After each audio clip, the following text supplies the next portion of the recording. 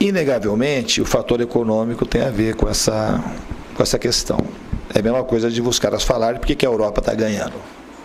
Porque a gente consegue, o Flamengo consegue trazer o De La Cruz do River Plate, mas o River Plate não consegue levar o Arrascaeta para lá. Então isso é uma coisa que está no cerne da questão. Isso não quer dizer que a gente vai ganhar, isso aumenta a chance dos times ganharem. Então, quando você tem um orçamento, você consegue enfraquecer os seus adversários. Então, assim, isso vale para essa relação aqui dentro da América, como vale para o mundo. Se a gente pudesse, o Fluminense pudesse trazer o De Bruyne, o Haaland para cá, para jogar com a gente também aumentaria a nossa chance de ganhar o Campeonato do Mundo. E assim é para tudo. E aí, nação flamenguista, sejam todos bem-vindos ao canal Fla News, pessoal. Canal esse voltado para as principais notícias do Mengão, né? Então se inscreva no canal, deixa seu like, compartilha o vídeo, né? Pois é, pessoal. Fernando Diniz, né? Foi bem claro nas suas palavras, né? Explicou por que a hegemonia do Flamengo, por que o Flamengo é sempre favorito, por que o Flamengo tem esse potencial, né? E a tendência é só crescer, né? Explicou detalhadamente, foi bem claro, né? Não pipocou. Foi um cara que foi até humilde nessa questão, né, de falar, revelar. Tem muitos caras que não gostam de falar, né? Quero deixar aqui créditos ao vídeo já, o Fluminense Futebol Clube, né? O link vai estar na descrição.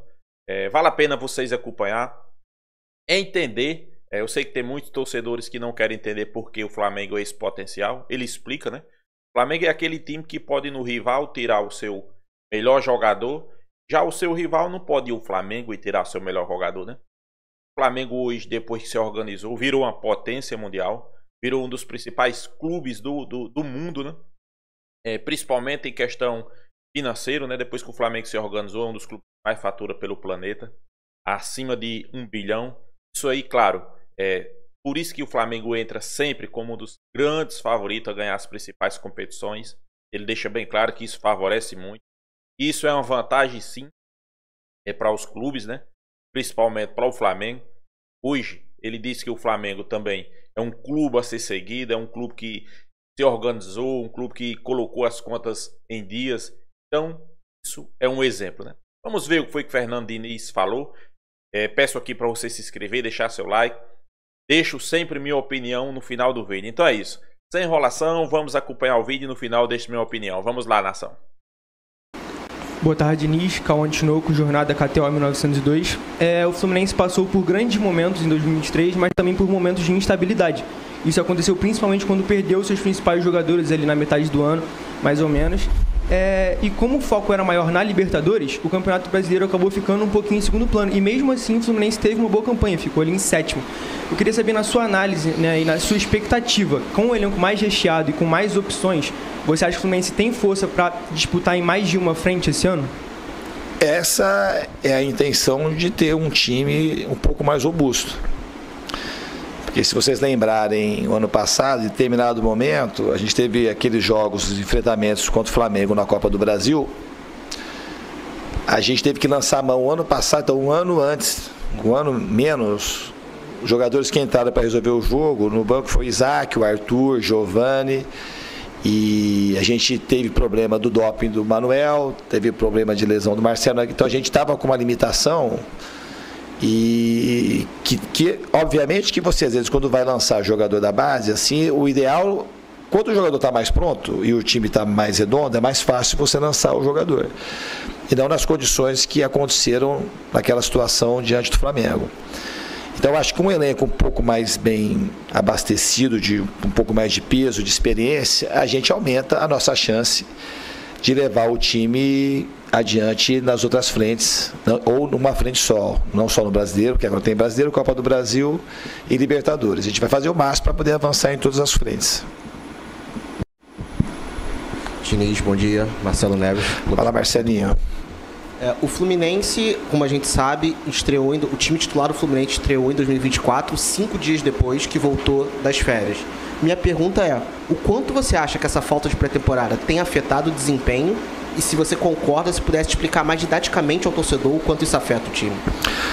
Marcelo, o que afeta é o seguinte, eu acho que o trabalho, se a gente pegar e fizer um olhar macro, talvez o Fluminense viva um dos melhores momentos da sua história.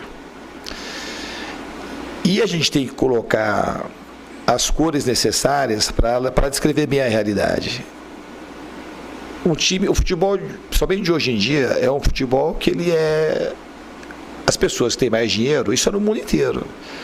Ela leva uma vantagem significativa, porque tem assim o melhor centramento, consegue contratar jogadores que a gente não teria condição de contratar. Então, assim, com o orçamento que o Fluminense tem e as campanhas que vem fazendo de 19, de 20 para cá, sempre na Libertadores, chegando em finais de estadual, ganhando, sendo bicampeão, ganhando a Libertadores, ganhando a Recopa, sendo em 22 terceiro colocado no Campeonato Brasileiro, é uma coisa que a gente não pode colocar o tipo de orçamento que o Fluminense tem e comparar com o orçamento que é 3 vezes mais e colocar tudo no mesmo cesto e achar que é a mesma coisa, porque não é a mesma coisa.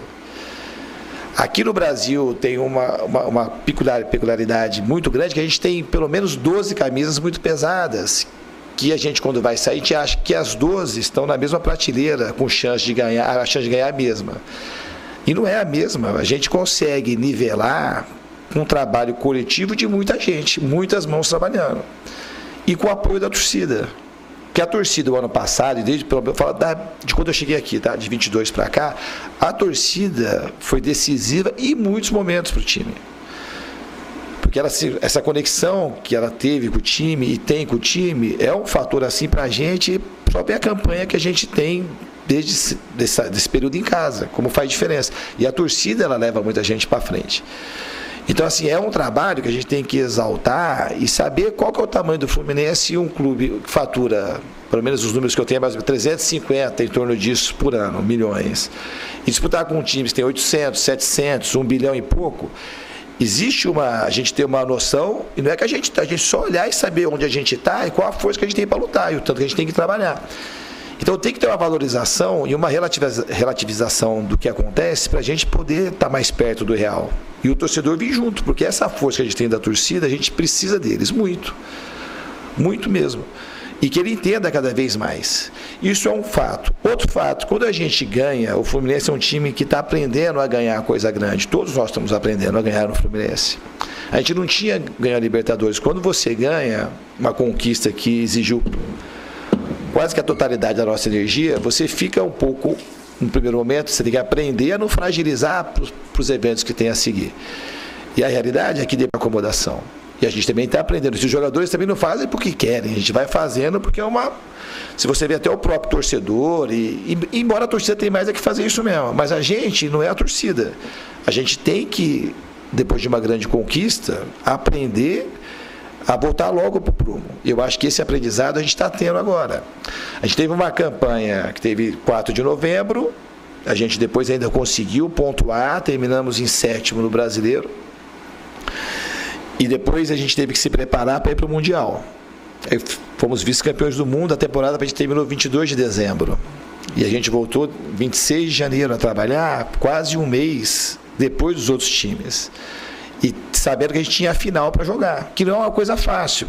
Só ver que como é que está dividido quem ganha a Libertadores, quem ganha a Sul-Americana, se o cara ganha a Libertadores, vai lá sempre e ganha. A gente tem exemplos recentes aqui no Brasil mesmo, que é difícil. E era um jogo para a gente emblemático por ser a LDU. Então o nosso foco, ele ficou muito direcionado também na LDU. E aí isso, eu sei que essa pergunta daqui a pouco vai vir, tem uma relação muito direta com os clássicos. A Libertadores do ano passado, a gente pagou um preço. Eu tenho aqui a lista dos 13 clássicos.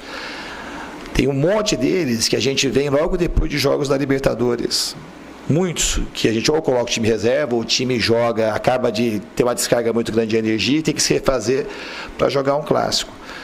Então, assim, essa aqui é uma oportunidade que eu estou me dando e dando a vocês para localizar as coisas onde a gente está. E as críticas, elas são necessárias, eu acolho bem as críticas, algumas críticas que eu discordo, mas não discordo nesse momento. Eu falo muito mais quando ganha, daquilo que eu discordo no futebol. Não é crítica, a gente jogou mal, a gente fez partidas ruins. Então, assim, eu contesto algum tipo de crítica que direciona para jogador que não pode isso ou não pode aquilo, e acaba ficando muito marcado determinados jogadores. Diniz, boa tarde. Igor Dorileu, da Band. Queria saber se você consegue apontar qual tem sido o principal defeito do Fluminense nesse início de temporada e se esse tempo sem jogos até o dia 3 de abril vai ser importante para você não só corrigir esse defeito, como outras coisas que venham te incomodando, além de poder fazer talvez a pré-temporada que o time não teve no início do ano. A gente tem usado agora, de fato, para fazer uma pré-temporada. Os jogadores já estão um pouco mais acostumados com a carga, já jogaram. Essa semana a gente tem esticado bastante a corda no sentido de fazer os jogadores treinarem numa intensidade extremamente alta. Agora, você fazer um apontamento de uma ou duas coisas que falta, nunca é assim, nunca é uma coisa só, ou duas coisas só. É um conjunto de coisas que a gente vai resolvendo e precisa dos jogos e precisa dos treinamentos.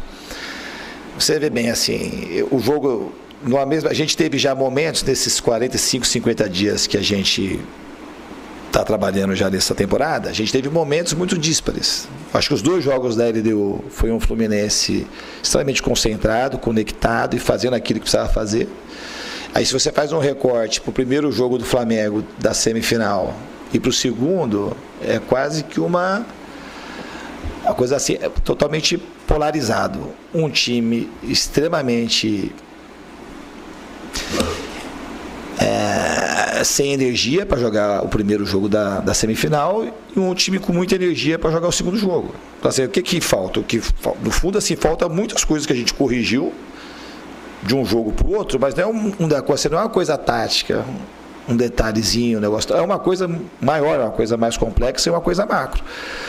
Eu falei para vocês, o que voltou no jogo, os principais jogadores que voltaram no jogo do Flamengo foi assim, a solidariedade que o time tem que ter, a fome e a coragem para fazer as coisas. Que era uma coisa que, de alguma forma, desde a Libertadores, a gente ficou oscilando mais para baixo que para cima nessas questões. Então, do Flamengo, o time, a maneira como a gente se comportou contra o Flamengo, eu acho que tem que pegar o segundo jogo da semifinal, a gente tem que pegar dali e traçar os nossos objetivos para a temporada, que é o que a gente vai tentar fazer, já está fazendo desde que terminou o primeiro jogo da semifinal. Agora, só para encerrar da minha parte sobre Libertadores, o Brasil vai em busca do 6º título seguido na Libertadores. E está bem próximo de encostar nos argentinos, né, no número de títulos. Na sua opinião, por que você acha que o Brasil está tendo essa posição de protagonista na Libertadores nos últimos anos? Inegavelmente, o fator econômico tem a ver com essa questão. É a mesma coisa de os caras falarem por que a Europa está ganhando. Porque a gente consegue, o Flamengo consegue trazer o De La Cruz do River Plate, mas o River Plate não consegue levar o Arrascaeta para lá. Então isso é uma coisa que está no cerne da questão. Isso não quer dizer que a gente vai ganhar, isso aumenta a chance dos times ganharem. Então, quando você tem um orçamento, você consegue enfraquecer os seus adversários. Então, assim, isso vale para essa relação aqui dentro da América, como vale para o mundo. Se a gente pudesse, o Fluminense pudesse trazer o De Bruyne, o Haaland para cá, para jogar com a gente também aumentaria a nossa chance de ganhar o Campeonato do Mundo. E assim é para todo mundo. Se você vê os maiores orçamentos, assim, os times que conseguiram se equilibrar financeiramente, que tem uma quantidade grande de torcedores, caso do Flamengo, Palmeiras, o Atlético Mineiro com a injeção de capital, assim, você vê que os times, o Palmeiras e o Flamengo, depois que eles se ajeitaram e têm um poder de investimento maior, eles têm uma tendência a ficar na frente. É só olhar o passado recente desses 2 clubes. Aqui a gente faz uma coisa diferente, a gente tem um orçamento mediano, mais modesto, mas com um trabalho diferente de muita gente, acreditando em coisas parecidas, a gente está conseguindo ser cada vez mais competitivo. E acredito que o Fluminense pode ser ainda mais competitivo do que foi o ano passado. O trabalho nosso é nessa direção. Mas não negando a nossa realidade, sabendo da nossa realidade e trabalhando no limite máximo para a gente poder ser competitivo contra esses times que têm um poder econômico maior. Nação flamenguista, Fernando Diniz só falou a verdade, né? Falou nada mais do que a verdade, né? O Flamengo hoje tem o maior orçamento das Américas, né? Maior faturamento das Américas. E o sonho de Rodolfo Landim, né? É ultrapassar a casa de 2 bilhões. Né? E vale ressaltar, por isso que tem muita gente torcendo para o Flamengo não construir seu estádio. Por quê? Vou citar alguns fatores aqui, né? Porque sabe se o Flamengo construir um estádio, pessoal? O Flamengo não vai construir um estádio padrão Palmeiras, padrão Corinthians. O que é que significa um padrão Palmeiras e um padrão Corinthians? Padrão Palmeiras que você não pode jogar os seus jogos principais no seu estádio, né? Estádio, o acordo do Palmeiras lá, principal é shows, né? Não é futebol. E é uma parceria que toda a grana não vem pro Palmeiras, né? É uma pequena porcentagem, inclusive tá atrasado, né? O Flamengo não quer isso. Só para dizer que tem um estádio, não joga no dia que quer, não recebe o que era para receber. Então não adianta, né? Corinthians. O Flamengo não quer construir um estádio padrão Corinthians, endividar, deixar o clube endividado, né? Não ter condições de pagar sequer os juros da dívida, né? Corinthians nada e morre na praia, né? Corinthians só paga, às vezes paga os juros, né? Não paga o estádio, né? Por isso que tá onde tá. O Flamengo também não vai fazer isso. O Flamengo vai fazer um estádio? Vai sim. Mas tem muitos torcendo contra porque sabe que o Flamengo quer fazer a coisa certa, quer fazer nos padrões, só para alavancar ainda mais o faturamento, né? Crescer ainda mais o Flamengo. Como seria? Construir um estádio com a parceria, ou se transformando uma parte em SAF, ou vindo uma parceria de fora. Mas sim, se o Flamengo hoje arrecada, por exemplo aqui, 200 milhões com bilheteria, o Flamengo quer fazer um estádio para pagar o estádio e subir esse faturamento para 500 milhões e não dá, né, pessoal? Por isso que muitos torcem contra o Flamengo, para o Flamengo não construir o estádio, porque sabem que o Flamengo construir o estádio, os padrões, o Flamengo vai arrecadar muito mais, vai para cima de 2 bilhões, né? Como mesmo o Fernando Diniz aí falou, o Flamengo é esse clube sim, vai no seu principal adversário, né? Tira De La Cruz, tira quem quer, pessoal. O Flamengo hoje pode se dar o luxo de olhar para a América do Sul e até mesmo para a Europa, né? Trazer jogadores já consagrados do futebol brasileiro, né? Pagar salários altíssimos. Se quer negociar com o clube, como foi com o River Plate, né? O Flamengo não negociou, apenas pagou a multa e comunicou. O jogador veio para o Flamengo. Além de ter desfalcado um dos principais rivais, o Flamengo ainda reforça o seu elenco, né? Então isso dá muito o quê? O Flamengo se organizou financeiramente. Hoje é o principal clube do Brasil quando se fala em organização financeiro. Sei que tem muitos que citam o Palmeiras, mas vocês têm que separar Palmeiras e Flamengo. Palmeiras, pessoal, esse raio já caiu lá. Quem aqui não lembra da Parmalat, né, quando assumiu o Palmeiras? Né? Palmeiras é um clube que não caminha com as próprias pernas. Sei que a imprensa paulista não gosta de que a gente fale, mas a verdade é essa. Palmeiras não caminha com as próprias pernas. A Parmalat assumiu, o Palmeiras virou uma potência, com muito dinheiro injetado. Mas quando a Parmalat saiu, cadê o dinheiro? Cadê bilheteria que não tinha? Cadê a arrecadação? Não tinha. Segunda divisão. Enquanto tiver a Crevisa, Leila Pereira injetando dinheiro, e o Maravilhas. Mas se sair, pessoal, quando sai, aí o bicho pega, né? Não tem de onde é que vem dinheiro, né? Gagliotti botou muita grana do bolso dele, injetou, né? Isso que o Palmeiras também saiu, né? O Flamengo é diferente. O Flamengo tem arrecadação, tem bilheteria, tem patrocínios gigantescos. Pois é, patrocínios gigantescos. Tem direito de imagem, então tem sócio torcedor. É muita coisa que transforma o Flamengo hoje onde ele está, esse patamar, pessoal. E a tendência é só crescer, né? O Flamengo ganhando títulos, sempre chegando nas principais competições. Seu faturamento triplicou nos últimos anos, né? Faturamento de 350 milhões passou para 1 bilhão e 200 milhões. Então, o Landim quer chegar a 2 bilhões, que isso aí seria recorde. Vale lembrar que o próximo ano o Flamengo zera a sua dívida. Vai ser o único clube do futebol brasileiro e um dos poucos no mundo com dívida zero, né? O Flamengo hoje tem uma dívida de 48 milhões de dinheiro de pinga, né? Pra você ter noção, De La Cruz custou mais do que isso, né? Mas o Flamengo vai zerar a sua dívida e vai quebrar a cara de muita gente, né? O Flamengo era motivo de chacota, muitos fazia piada com o Flamengo, né? Até mesmo jogadores como o Vampeta, né? Você finge que me paga, eu finge que jogo, né? E hoje o Flamengo paga os melhores salários acima de 2 milhões, paga em dia, né? E é o clube mais rico do país, né? E hoje não tem mais piada.